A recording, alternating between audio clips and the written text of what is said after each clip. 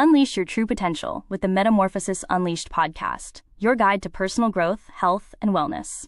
At the Metamorphosis Unleashed, your transformation takes center stage. Hosted by Coach Walter and Coach Dale, this podcast is your go-to source for practical tips, expert insights, and inspiring stories. Tune in for honest conversations, actionable strategies, and a supportive community that's all about growth and positivity. Key topics: fitness, nutrition, mental health, overcoming fitness roadblocks. We also feature interviews with clients, industry professionals, and thought leaders, delivering real advice and relatable experiences. Metamorphosis Unleashed, your guide to unleashing your true potential.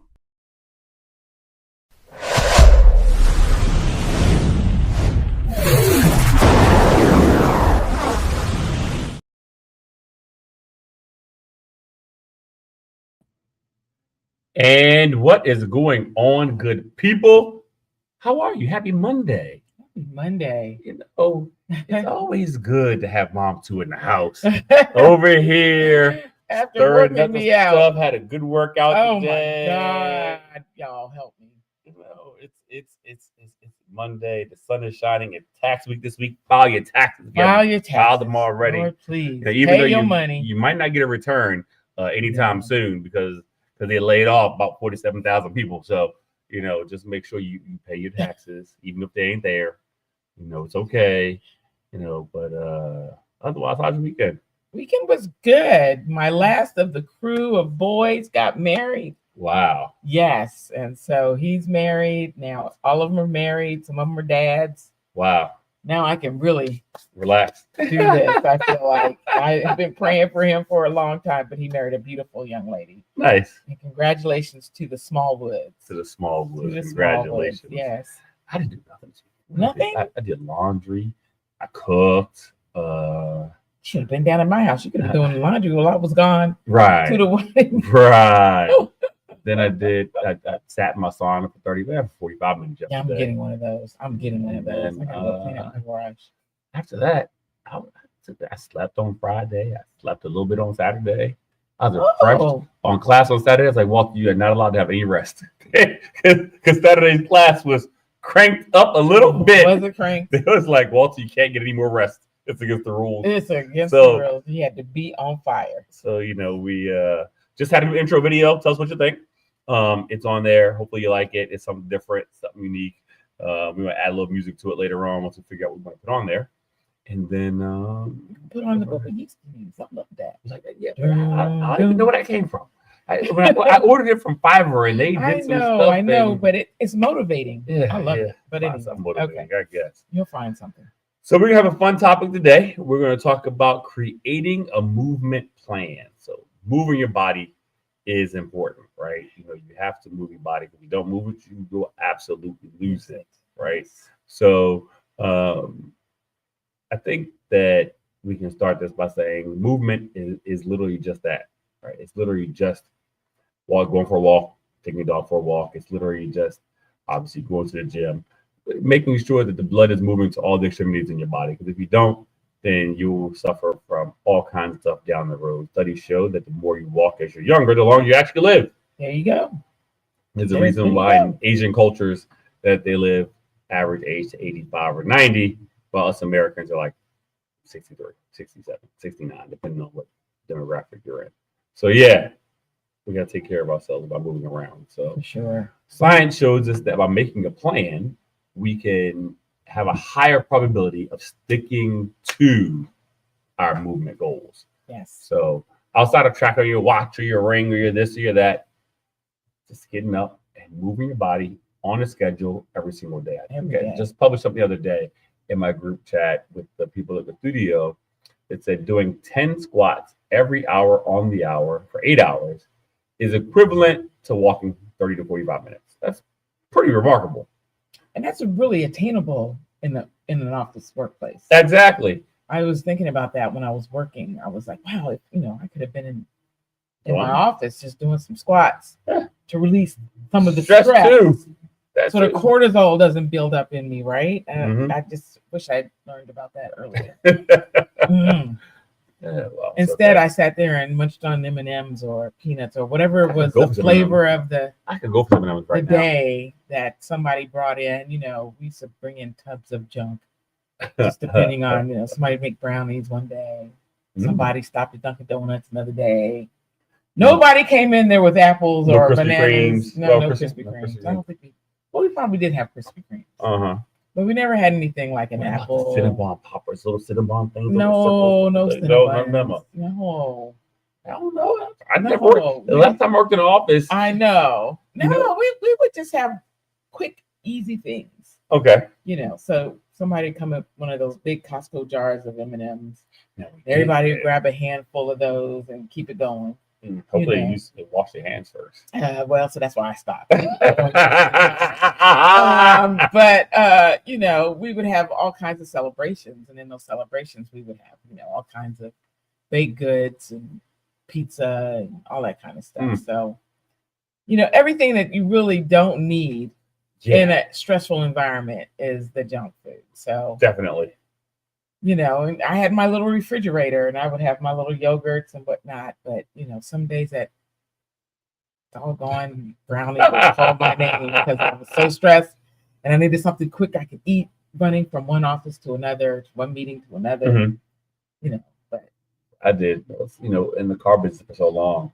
I'll have breakfast, the same breakfast every day, 2 sausage, egg, and cheese sandwich with 2 orders of French toast sticks and 3 OJs. You see this right? Every single day. You see this right?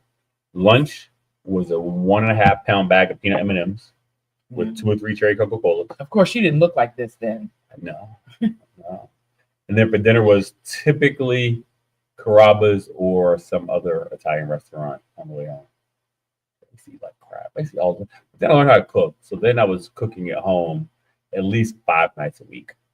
That was part of my dating life when I was single. Now I feel like I can't cook. I don't have the same. I learned how to cook the Southern way. So you're throwing the butters and all kinds of heavy stuff. Yeah. And now that I have to cook clean differently and very clean, I don't feel like I'm an adequate cook. It's changing your mind though, right? It is. I was watching one of Gordon Ramsay's kitchen rescue the restaurant, whatever it is, and there's a guy who was a vegan chef, but he wasn't a vegan. Wow. So he learned how to cook the food. He just didn't eat the food. Okay. So I thought that was pretty interesting to see that if you train yourself to do something, you can do it. So he learned all the tricks of the trade and how you use nutritional yeast and use this and use that instead of using cheeses and butters and all I like nutritional yeast, actually. It really kind of gives you a flavor of a cheese, sort of. Give me cheese. Give me a fat-free cheese and I'm good. Listen, a fat-free cheese and Walter's good. I don't know, but sometimes the fat-free cheeses don't melt. You know why? The same way. Because you don't rinse it off first. You have to rinse it off? See, that's what I'm talking about. Yes. Who rinses off a block of cheese? No, not a block. It's already pre-shredded? When you get the shredded cheese, just rinse it off real quick, put it in the colander, shake it off, and it melts. But I've learned that you shouldn't really use shredded cheese because it's got starch all on it. And you should really wash it. Get your block cheese and I ain't doing all that. You don't do all of that. I don't mind. I get cheese so infrequently. Yeah, I haven't had cheese in a minute. It's funny, when I was at the wedding yesterday, I mean, the food looked amazing. So the appetizer round, I just got the bell peppers, I got tomatoes, and I got a little bit of hummus with red pepper hummus. That's all I got. Right. I didn't get any cheeses. No wedding cake. Cheese plate. Nope. No cake. No wedding cake at a wedding. Wow. Nope. They had a wedding cake, but I didn't have any of that. But they had they had all kinds of stuff. And then it was so bad because I really couldn't eat anything. But they had like this baked chicken, but it looked like it had a barbecue-like sauce on it. So I didn't touch that. Then they had fried chicken. And it was all thighs and legs. So I didn't touch any of those. Then they had brisket. Well, I'm not a real beef person. And so I took one bite and I tried to eat it, and I was like, yeah, no, me and this brisket's not. I didn't eat it. So the only thing I had on my plate was vegetables. Now was a slice of brisket, some string beans, and some little tomatoes and some more bell peppers and a little bit more hummus. And when I tasted the string beans, they were ice cold. Oh, that's garbage. But it was flavorful, but it was ice cold. But I was like, I couldn't eat that. You get a microwave. So I had tomatoes and more bell peppers, and then I had a protein shake. Okay. And a banana that I had in my cooler in the car to drive back home. Mm-hmm. I ate that on the way home. Nice. But it's just really interesting when you look at when you start learning about foods and nutrition, and you look at what's being prepared for you and it's laid out in front of you. And the first thing that came to my mind was, I don't know how that was made. That's right. I don't know what was in that. So I find myself saying, no, thank you. No, thank you. Even when I'm with my friends at their homes and they want to cook for me, I'm very specific. They're like, Dale, what do you want to eat? Cook it dry. Just air fry me a piece of cod and air fry me some asparagus. I'm waiting for the book club. The book. I'm waiting on the book club. I'm barbecuing this book club. Right? You have to do it with my grill because I'm getting the landscaping done in the back. That's fine. I'm getting the pavers put in. That's okay. Okay. I'm not a barbecue. I don't own a grill. That's okay. Okay. You own one by the time that weekend is here. I'm not gonna go out and buy a grill. You gonna have a grill that weekend? It'll be used. Don't worry. I'm not gonna use it. No, it's bugs out there. There's bees out there. I'm not gonna see myself. The smoke keeps the bugs away. Heat. The smoke keep the bugs away. Come on, let's get to our main topic. Spending time on this. Talking about food. Food will get you caught up. That's a fact.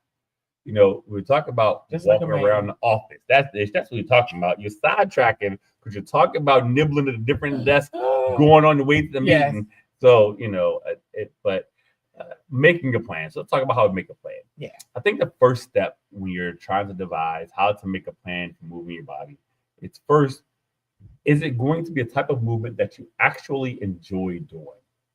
If you think walking is mundane, then walking isn't what you need to plan for. If you like to work out, plan your time to work out. If you want to go on a Stairmaster, plan to go on a Stairmaster. But you have to make sure that whatever it is that you're doing is something that you actually enjoy doing. And sometimes you're not going to want to do it. And that's where the discipline comes in.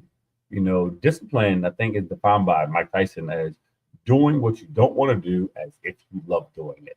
So sometimes doing your movement, doing your walking, exercise, whatever the case may be, you have to do it like you love it, even on the days that you don't. Because if you do that, those are the things, the small steps that you're going to have to take to make yourself successful at executing your plan for movement. And that's typically how most people who work out consistently do.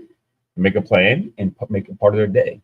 So it's part of their habit, it's part of their routine, so that if they don't, something's missing. That's how I am now. It's something's missing if I didn't train. You didn't train every day? Yeah, 6 days a week I train typically. Yeah, no. So I think I've made it a habit. Right now I'm in a place in a period of fighting it because I'm tired of driving. Sure. Right? But I still got up here. I got it done, right? I'm tired of driving. Listen, I've been on the road. You gotta use cruise control. I do use cruise. Well, the rental car I got over the weekend did not have cruise control. So I was a little upset about that. I would turn that thing back in. That's irrelevant. But anyway, I think I'm up here, and I'm up here because I know Mondays my day is already planned for me to drive up to the gym, do my workout, and then get my groceries for the week, and then I go home, put it all away, and then I start my restorative exercises, right? Right. But you definitely have to plan it out that way. And so, the first thing I have to ask myself, is this possible? We all have to ask, is this possible? Is this something I can really is it attainable for me? Can I do this? Is it that I go because Walter's here? Do I go because I feel like I need to go. My body's telling me to go. I don't know if those things are what makes it possible for me. But the first thing you have to do is just make a decision. Yeah, I'm going to make this possible. So what does that look like? Got to be something you enjoy doing, right? I don't know if everybody enjoys working out. I had to find a love for it because I did not like working out. I don't like the whole idea of having to breathe heavily for a period of time. That's just irrelevant. But it's just like it's not a part of who I was, right? But it's something that I've learned that is necessary to get to where I want to be. So, I had to change my mindset in terms of going to the gym. Oh God, I've got to breathe heavy. Oh God, I'm going to sweat. Oh God, he's going to yell. I don't yell. People are gonna look at me. Oh God, I had to get through all of those things in order to just conquer it and say, listen, it's not about that. I don't care if people look at me. It feels like yelling. Yeah, it is encouraging sometimes. But it's more better when you're focused on somebody else and I can just do what I need to do. But those are the things that you have to find the joy in the workout, right? The joy of knowing that you've gotten something like that accomplished for the day. Those things are really, really important. So you have to make it enjoyable. And then I find that you have to make it a commitment. You have to commit to your exercise plan. And a movement plan does not necessarily need to be exercising in the way that we're exercising with heavy weights. If you're just starting out, you're just introducing yourself to exercising, it could be making a commitment to go for a walk, like Walter said, or just to walk your dog, like Walter said, or even getting on the bike in your home and riding it for 10 minutes. Let's just start somewhere and don't make this commitment something huge and grandiose, because that's going to be a challenge for you to really get to a place of success. So we want to do something that's enjoyable, that's possible, something that you'll be able to complete successfully, you're enjoying it. That'll allow you to strengthen that commitment to doing that. And then the last thing is, then you're going to want to kind of write it out. And some people don't like to write out a plan. Some people go like, okay, on Monday, I'm going to the park. I'm going to go walking. On Tuesday, I'm not going to go to the park, but I'm just going to walk around the block in my house. Wednesday, I'm going to go back to the park. Thursday, I'm going to be back around my house. Friday, I'm back at a park. Whatever it is that you want to do. But you write it out. Write it out, and then here's the hard part. This is the challenging part. Share it with somebody so that you can commit to it and that they can hold you accountable to it. And that's really important, because we can say we can hold ourselves accountable.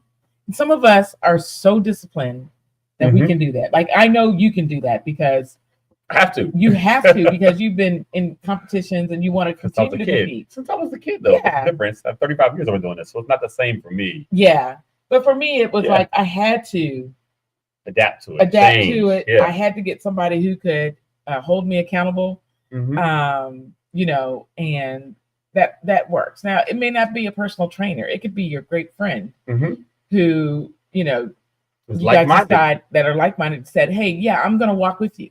Okay, well, let's write out this plan so that we can hold ourselves accountable to it each day or every other day, whatever it is that you want to do. But it's important to write out the plan. And then the last thing you got to do is you got to make it happen. Yeah. You got to start. You got to start somewhere. And my start was getting the trainer and letting him come to my house and train me. That was how I got started. Once a week. Yep. And then he also gave me the app for the rest of the week. And I'll be honest and say, in the very beginning, it wasn't happening. Yeah, I was just like, it's just once a week. I'm going to be able to do, because it would take me 4 days to get over the one day working out with him. Let me be very clear with you on that. But then as my body got adjusted to it, that once a week, then I found myself being able to start doing some of, doing the daily routines that's on the app that we have to do that. But again, we all don't have that. But you can still have a successful movement plan. Whether it's maybe you want to learn how to ride a bike, you can do that. Yeah. Buy a bike or rent a bike. Get up with a friend, let them teach you how to ride it, and just ride it maybe around your block for the day. Yeah. It just depends. It's nothing that has to be grandiose. You don't have to go do a 5K. You don't have to go do a marathon, a half marathon, or anything like I did. Like you did that? That's never again. But you don't have to do those things. Don't laugh. Only because you ain't never in fear of me running a marathon, half marathon, a quarter marathon. No. Listen, you might be able to get me running if somebody's chasing me. And here's the truth. You got to be a real bad joker for me to run from. Or it got to be 10 of you.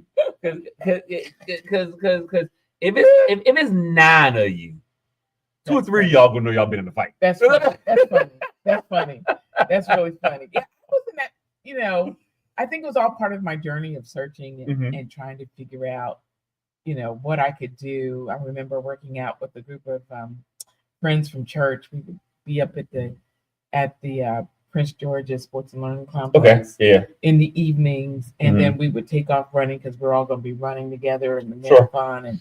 And I can remember going up that first incline, and they're getting further away from me, and that's when I started questioning myself, like, what am I doing here?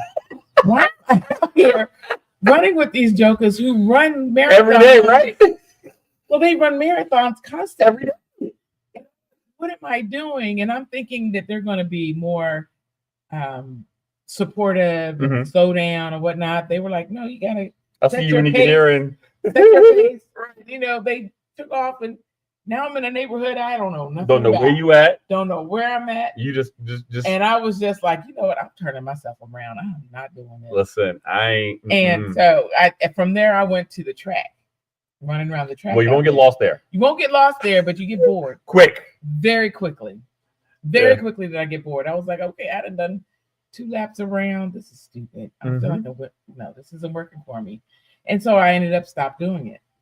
Yeah. And always searching for something to do. Well, like you said, it's got to be something that you actually enjoy doing. Right. And that's the key. That is the key. Especially when you're first getting started. I can't stress that enough. If you hire a trainer or a coach, then that's one thing. But if you're doing this on your own, finding someone or having a partner, someone who's an accountability partner to do it with you will help you on your journey immensely. If you want to go fast, do it alone. If you want to go far, do it together. Right? That's very true. So the goal would be to have someone who's going to go on that journey with you. And it does not matter their ability, their skill level. It's just a matter of, are they committed to what you're committed to, which is being healthier, being more fit, and being more of sound mind.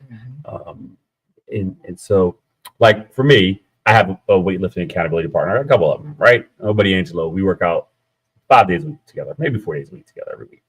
And I don't know if it's accountability or if it's just bro code or if it just is it's just what we do, but outside of the obvious thing of lifting weights together, it is a chance that you can have to de-stress, right? Get other perspectives. You can talk or just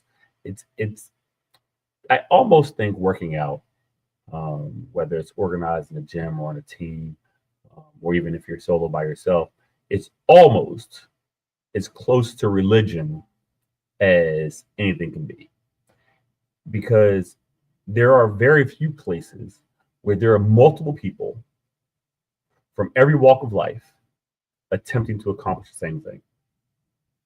Which is? Be healthier. Okay. Right? And whether it's church or synagogue or mosque or wherever your choice of religion is, you go to a community of people who are like-minded, and you're there to attain the same thing. Mm-hmm. In the gym, you may not be as strong as me, Mm-hmm. but I may not be able to run as far as you. Mm-hmm. But our things together helps us encourage us to go further than we would have gone independently. And the same thing happens in church, Mm-hmm. right? So to me, being in the gym is just a different type of place because we have to, hey Mel, we have to find a way to get those other folks, to get our people to work together towards that common end. And so having someone to go on the journey with you makes a big difference. It does. Because I've always looked for somebody that was wanting to do the same thing, but our calendars would never, our schedules wouldn't work out. Or something would come up and then they have to drop out for this reason or that reason. I actually even went and looked at a CrossFit. And I remember going in and watching them, and I said to myself, "Oh, I can't do any of this stuff." And so I was like, "Am I going to stay here and try to figure this out?" And I was like, "No, I'm going to have to let this one go, this idea go," because number one, I didn't want to injure myself, and number two, I didn't want to embarrass myself because everybody was like push-ups, pull-ups, doing them quickly. I've been to the boot camps. I think I've tried it all. Boot camps, CrossFit. I even tried boxing.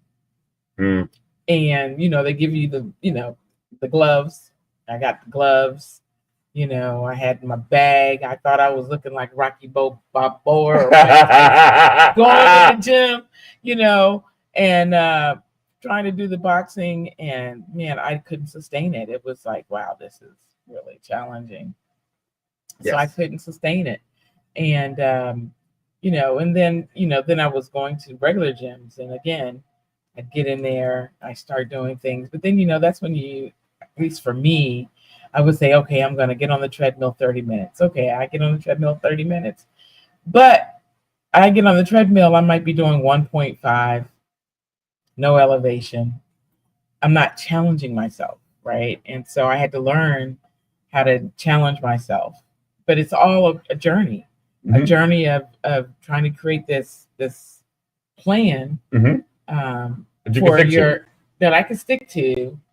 Yeah, I didn't stick to it well, but I try to stick to them all the time. But I realized that, the things that I was reaching for weren't possible for me because I didn't have the discipline to do those things. And I didn't have a partner to do those things either. Key. And those are the key. Those are really important key elements to a successful, healthy wellness exercise plan. I think we just hit something that's important. Like nutrition, you're working out, the best workout that you can do, the best movement that you can do is the one that you can stick to for an extended amount of time. Yeah, that's not a burpee. Right. It's not a burpee, right? It's not a burpee. Not a burpee. So it is important that while you're choosing how you're going to move to be healthy, to longer, to sustain your life, make sure that you're doing something that you can do consistently. Yeah. Right. For sure. Consistently, because everybody can go out and cut weight. You can lose 10 pounds in 10 days, but then it's going to come back. It comes back 3 days. It comes back in 3 days. 2 or 3 friends. With 2 or 3 more friends. Right. With the vengeance. Right. So it's what can you do consistently over time? It's much better to work out Monday, Tuesday, Friday. Monday, Tuesday, Friday. All week long for 3 months. Then it is to work out Monday, Tuesday, Wednesday, Thursday, Friday. Off Saturday through 2 weeks later. You went hard for those 5 days, but it's not consistent and not sustainable for most people. Yeah. So elect to do something that's sustainable for you, that you actually enjoy doing, that you can just keep coming back and going to the well over and over and over again for that particular type of exercise and movement. Yeah. A lot of folks try to do too much too soon. Don't. It's okay. because I think Alex Ramosi was talking. I watched one of his podcasts recently, and he said that whatever you're doing, even if you aren't successful, once you've done it, you have experience. Yeah. Right? Yeah. So I've done 10 different podcasts. Don't get on these podcasts. No. I'm trying to make my own. Okay. Trying to make my own. Okay. 10 different podcasts. Okay. And I've done none of them consistently, but I've learned new things each time I've done them. So I'm better the next time that I do them. Yes. The same thing applies to working out. You may not be able to bench 400, but you can bench 110.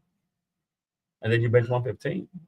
And I'm not saying you ever get to 400, but you'll be better tomorrow than you were today if you get started right now. And that is the thing. Can you do what you're supposed to do and do it in sustained fashion over time? Can you track what you're actually doing?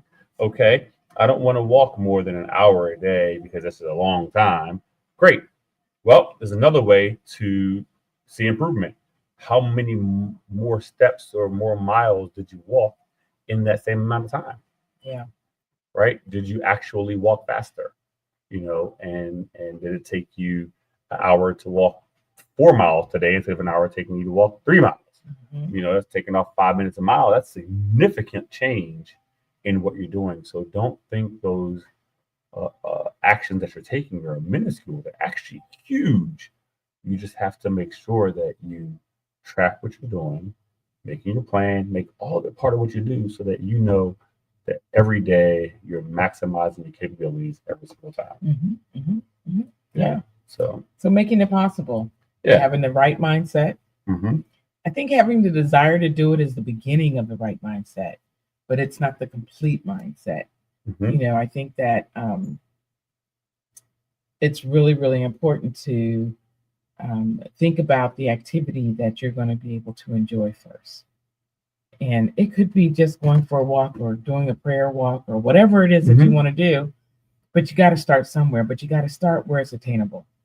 I remember I've done situations where I go buy myself a new pair of tennis shoes, get the right outfit, right? So I'm looking cute, matching the tennis shoes, have the right color water bottle. And she's working out at home. And walk in there and be totally just blown up. Like, no, this isn't exactly what was what my imagination had me doing. So yeah, she about to be a whole powerlifter now. She just didn't know it yet. Yeah. Oh, really? She just didn't know it yet. I'm sized. She says she's ready. I'm sized. We'll see if she starts taking these heavy weights. We'll find out. More quads. More heavy. Yes. More squats. Yes. Hip hinge. Yes. Oh. Yeah. See, sometimes I think we're just, Coach Walter sets you up for the okie doke. Gets you doing certain exercises. You don't know what you're doing. Next thing you know, you lifting. Okay, let's make that happen. Well, that's the idea. I can't tell you what you're doing because if I do that, then, I'll talk myself out of it. Argue myself out of it. Put some weights on there and then figure it out later. But anyway, making the plan. My plan is Coach Walter. Part of my plan is making sure I get up every morning, Monday, Wednesday, Friday, and drive over an hour to come to the gym, work out, see him, get that inspiration, get the accountability from him, and do my other exercises on Tuesdays and Thursdays at near my home, and just trying to hold myself accountable for everything. And then we just made some changes to my meal plan because the other meal plan made a whole it's a big long meal plan too.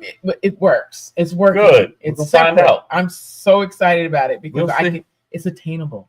It's possible for me. As soon as you give me something that's mixing all different things and I'm not a winner. You remember when you was a kid?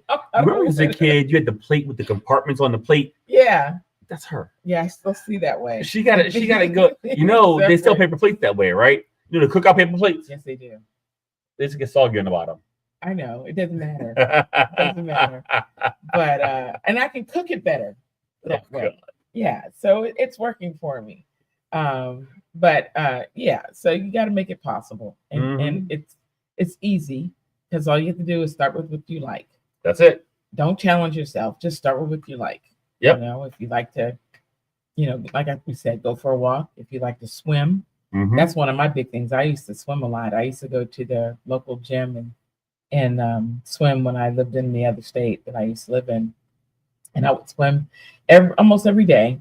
And I had my flippers. For me to do something, I have to have everything. She had flippers. So I had the flippers. Who does that? I had the mouthpiece. I had the hand flippers. Because all I was doing was swimming laps, and I just wanted to start timing myself. So how did you turn around with the mouthpiece? I don't understand. Did the water go in the tube? But you just blow it out before you inhale again. So it's not weird. If you're a lifeguard, you know how to do those kind of things. If you're a swimmer, you know how to do those things. I can. I just don't use the apparatus. Yeah, I don't need all that. I mean, I do that because it helps with my lungs. My lungs. Exercise my lungs. So you can swim, you can turn your head before the arm comes around. I do that too. Your head. I do that too. It just depends on what I feel like doing. But I bought everything. So if you're one of those people like me that decide you're going to do something new, a different activity, and you don't have the equipment, and you go out and you buy everything, stop doing it. That's her. Stop doing it. You're wasting your money. Because I got a lot. I got a soccer ball. Well, I gave it away now. I gave a lot of stuff away, but I had the full bike. I had the full bike outfit. I even bought the NASA bike shirt with the pockets in the back so I can have my water back there. Because you got to look a certain way. Ask me how many times I wore that. How many times you wore it? I think once. Once. That reminds me of a guy that I know. He's an attorney in Philadelphia, and he does triathlons, and he's sponsored by Susan B. Komen. They pay him $150,000 a year to do 3 triathlons a year. Oh, wow. Yeah, you just can't finish last. No, I can't. That's crazy, right? That triathlon, how far is it?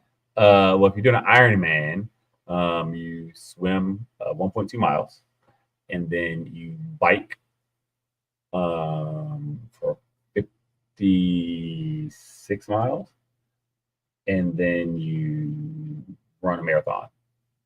Yeah, I've seen that. That's what he's Ironman. doing? Yeah, it's a triathlon, full triathlon. Yeah, that's impressive. I did my first triathlon. It was a sprint. It's a 500-meter swim, 10-mile bike ride, and a 5K.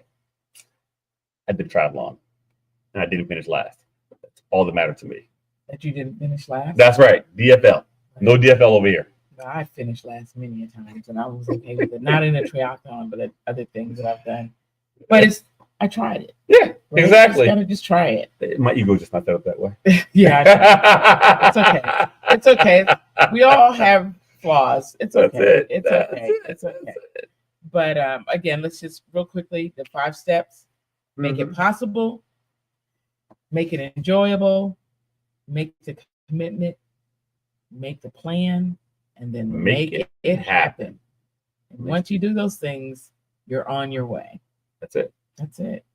So if you need to get some guidance, you can always come to the studio, 415 East Main Street, right here in Middletown, Delaware. You can also visit us online, www.bestindelaware.com. Give us a call, 302-278-4347. And of course, you can always Instagram, Facebook, blah, blah, blah, blah, blah, blah. Find us at Best in Delaware on all of the socials. Yeah. So hopefully we'll see you soon in the studio. Don't be afraid to ask questions, send us more comments. Because last week was great. This week was good. Next week we're going to tackle something nice and fun. I promise it'll be exciting. And you'll laugh a little bit. We'll see if we can make Dale laugh a little bit too. In the meantime, thank you so much for joining us. And we will see you again next week. Same bat channel, same bat station, right here on YouTube, where we encourage you to embrace your metamorphosis. Thank you for joining us, and we'll see you next week. Yep. Peace. See you later.